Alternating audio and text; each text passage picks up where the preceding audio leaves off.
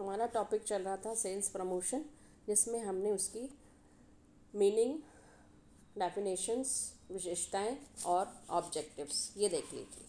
अब इसी टॉपिक को आगे बढ़ाते हुए हम चलते हैं विक्रय संवर्धन की भूमिका, महत्व और रोल क्या है।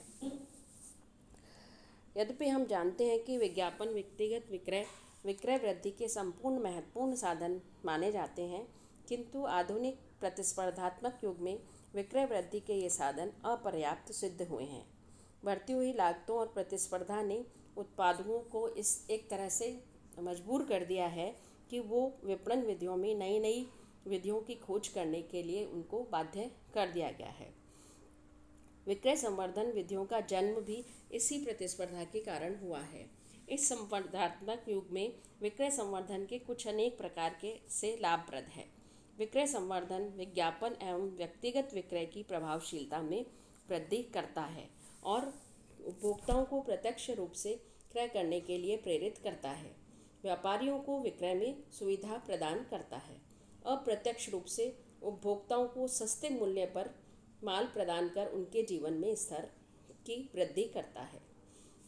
यहाँ तक कि विक्रय संवर्धन के लिए एवांस और बर्मन ने ये कहा है कि विक्रय संवर्धन सभी संस्थाओं के लिए महत्वपूर्ण है। यह ग्राहकों को आकर्षित करते हैं तथा संस्था के लिए एक प्रकार की भक्ति उत्पन्न करते हैं। विक्रय संवर्धन का महत्व विकसित एवं विकासशील सभी देशों में, सभी राष्ट्रों में बढ़ता जा रहा है। यहाँ तक कि अमेरिका जैसी विकसित राष्ट्र में इसके महत्व का अनुमान इस बात से लगाया जा सकता है कि यहाँ प्रतिवर्ष $100 मिलियन से भी अधिक राशि विक्रय संवर्धन पर खर्च की जाती है। विक्रय संवर्धन के महत्व, भूमिका और लाभ, इनको हमने 3 पार्ट में डिवाइड किया है।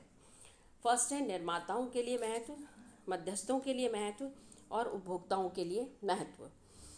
तो सबसे पहले हम देखते हैं निर्माताओं के लिए क्या महत्व है।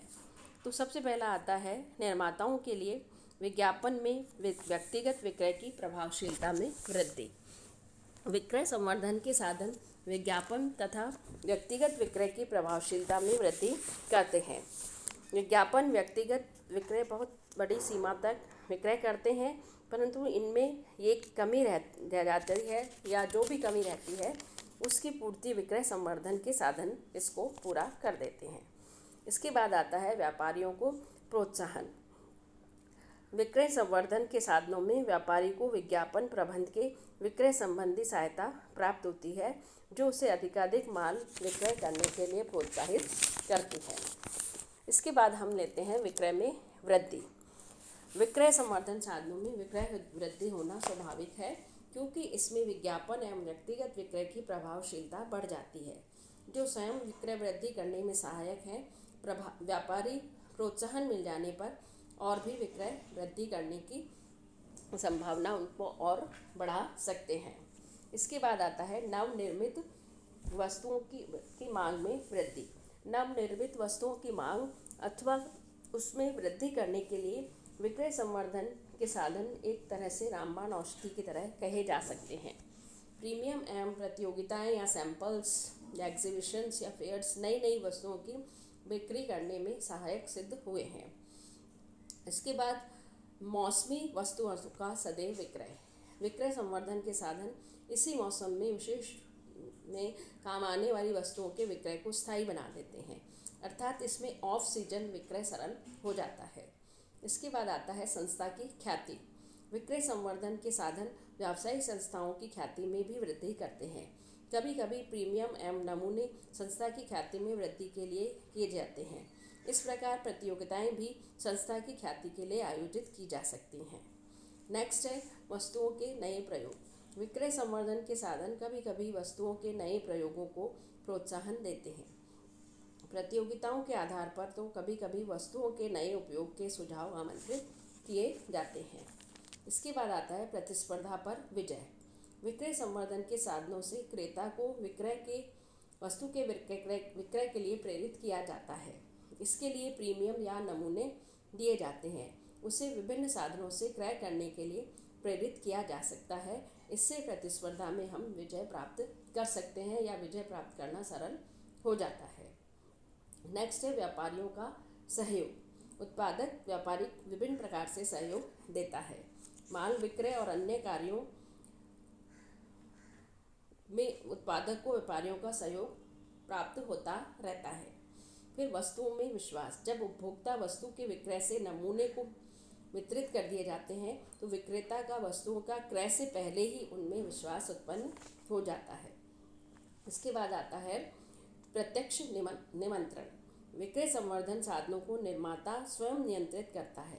विज्ञापन को स्वयं नियंत्रित नहीं किया जा सकता, जबकि विक्रय संवर्धन के साधन जैसे प्रीमियम, प्रतियोगिता, ये सारी योजनाएं वो स्वयं बनाता है और इस तरह से वो विक्रय संवर्धन कार्यों पर एक कंट्रोल करने का कार्य भी कर सकता है।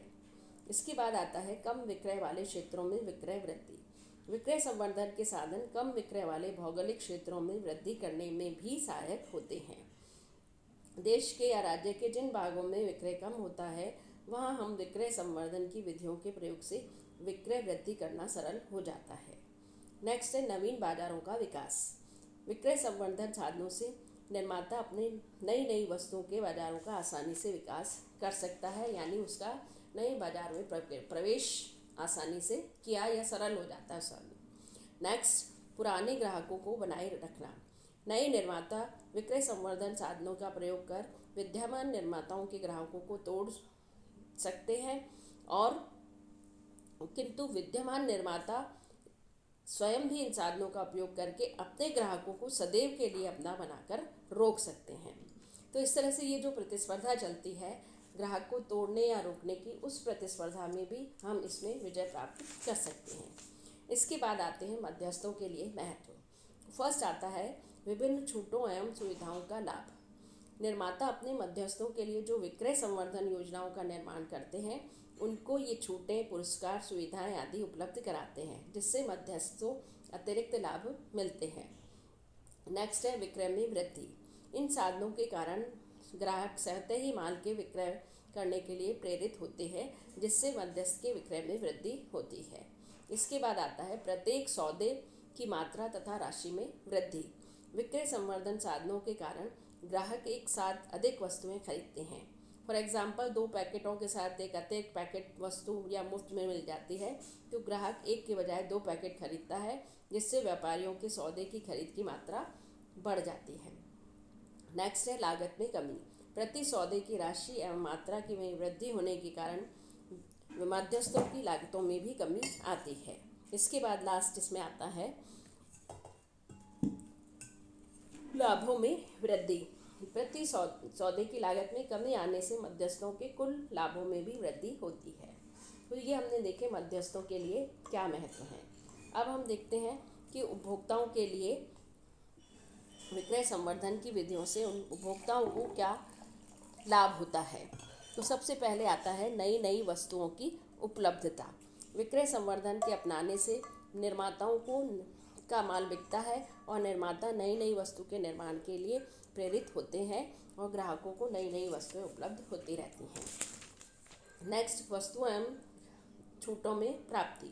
विक्रय संवर्धन योजनाओं में अनेक प्रकार की भेंट, पुरस्कार, छूटें आदि प्राप्त होती हैं, अतः ग्राहक उनसे लाभान्वित होते रहते हैं। जीवन में रोमांच यानी थ्रिल। विक्रय संवर्धन साधनों में अनेक प्रतियोगिताएं, कूपन आदि पुरस्कार जीतने से उनका एक रोमांच बना रहता है, या थ्रिल इसको कह सकते हैं। बौद्धिक विकास यानी उनकी नॉलेज जो है उसमें भी वृद्धि होती है।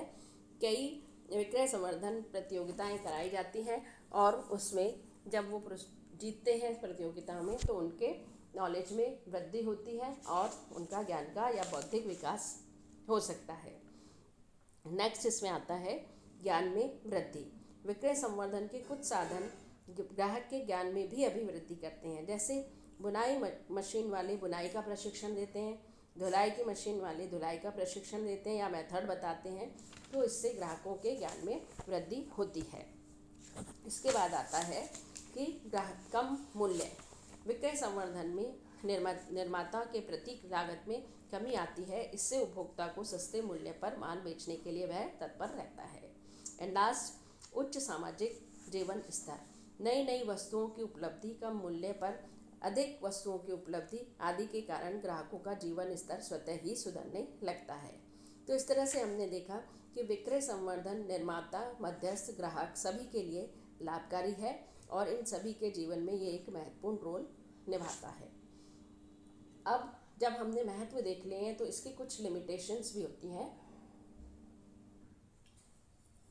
तो अब हम देखते हैं लिमिटेशंस ऑफ सेल्स प्रमोशन या विक्रय संवर्धन की सीमाएं। तो सबसे पहले ये आता है, और इन सीमाओं को ध्यान में रखकर ही विक्रय विधि की एक्टिविटीज़ अपनाई जाती हैं, कि यह स्वतंत्र उपाय नहीं है, it is not independent tool. विक्रय संवर्धन अपने आप में कोई भी स्वतंत्र उपाय नहीं है, बल्कि ये एक सप्लीमेंट्री टूल है। यह विज्ञापन और विक्रय कला की प्रभावशीलता को बढ़ाता है और उनमें कोऑर्डिनेशन स्थापित करता है। इसलिए इनके उपायों को स्वतंत्र रूप से उपयोग करने में कोई लाभ नहीं होता है। Second, it is a short term device.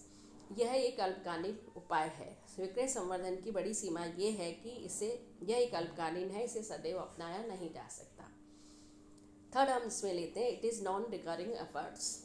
यह एक अनावर्ती उपाय है। विक्रय संवर्धन अनावर्ती है, इसे बार बार अपनाया नहीं जाता। बार बार अपनाने से विक्रय संवर्धन प्रयासों का महत्व खत्म हो जाता है या समाप्त हो जाता है। Next, it does not remove the weakness of other marketing efforts. यह अन्य विपणन प्रयासों की कमियों को दूर नहीं कर सकता। विक्रय संवर्धन प्रयास विज्ञापन विक्रय कला के लिए पूरक का कार्य करते हैं, किंतु ये प्रयास विपणन कार्यों की कमियों को दूर नहीं करते। दूसरे शब्दों में, वस्तुओं की पैकेजिंग, रंग, रूप, गुणों में दोष या मध्यस्थों के दोष या मूल्य निर्धारण के दोष या कमियां, इन सबको विक्रय संवर्धन प्रयासों से दूर नहीं किया जा सकता है। नेक्स्ट इसमें आता है, inefficient of unuseful and defective products. अनुपयोगी और दोषपूर्ण वस्तुओं के लिए अप्रभावी। विक्रय संवर्धन उन वस्तुओं के लिए लाभकारी नहीं होता है जो अनुपयोगी या दोषपूर्ण होती हैं। ऐसी दशा में तो विक्रय संवर्धन का विपरीत प्रभाव और पड़ता है। नेक्स्ट इसमें, fear of adverse efforts on the image of products. वस्तुओं की ख्याति पर कुप्रभाव का भय। कभी कभी अत्यधिक विक्रय संवर्धन का साधनों की वस्तुओं की ख्याति पर विपरीत प्रभाव पड़ता है। विक्रय संवर्धन का उपयोग करने से स्थिति में कई ग्राहक उन वस्तुओं में दोष या कमी होने का संदेह करने लगते हैं। नेक्स्ट है, possibility of mental agony of the customers. ग्राहकों को मानसिक कष्ट की संभावना रहती है। कभी कभी विक्रय संवर्धन साधनों के लोभ के कारण ग्राहक अधिक मात्रा में वस्तुएं खरीदने को प्रेरित हो जाते हैं। इसके बाद इतना सारा धन एक ही प्रकार की वस्तु में व्यय हो जाता है, तो उन्हें आवश्यकताओं में कटौती करनी पड़ती है, जिससे उन्हें मानसिक कष्ट उठाना पड़ता है। नेक्स्ट है, पब्लिसिटी ऑफ हार्मफुल प्रोडक्ट्स। हानिकारक वस्तुओं का प्रचार भी इसमें किया जाता है, जो सही नहीं है। विक्रय संवर्धन की क्रियाओं में कभी कभी हानिकारक वस्तुओं का प्रचार प्रसार भी हो जाता है, जैसे सिगरेट, बीड़ी, गुटखा, शराब।